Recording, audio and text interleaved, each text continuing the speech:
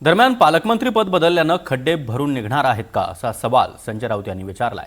तर दुसरीकडे गिरीश महाजन यांनी म्हटल्याप्रमाणे 6 महिन्यात काम पूर्ण होतील, त्यांचं नाशिककडे लक्ष आहे असं म्हणत चंद्रशेखर बावनकुळे यांनी एक प्रकारे महाजनांची पाठराखण केली आहे। कोणी पालकमंत्री झाल्यामुळे किंवा बदलल्यामुळे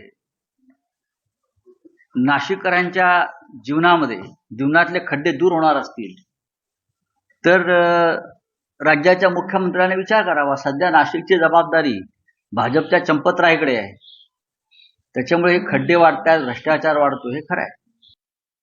माननीय गिरीश महाजन साहेबांनी हे म्हटलंच आहे की 6 महिन्यात पूर्ण काम होतील, तर मग ते त्यांनी जबाबदारी सांगितलं आहे। त्यांना कुंभमंत्री म्हणून जबाबदारी आहे। माननीय मुख्यमंत्री महोदयांचं आणि सर्वांचंच लक्ष कुंभमेळ्यावर आहे, पण कुठल्याही एका व्यक्तीची जबाबदारी नसतं, सरकारमध्ये सामूहिक जबाबदारी असतं। कुठलेही व्यक्ती किंवा मंत्री हे त्यांची जबाबदारी यांच्या जबाबदारीपेक्षा सामूहिक जबाबदारी म्हणून सर्वांनी काम केलं पाहिजे, ते आम्ही करू।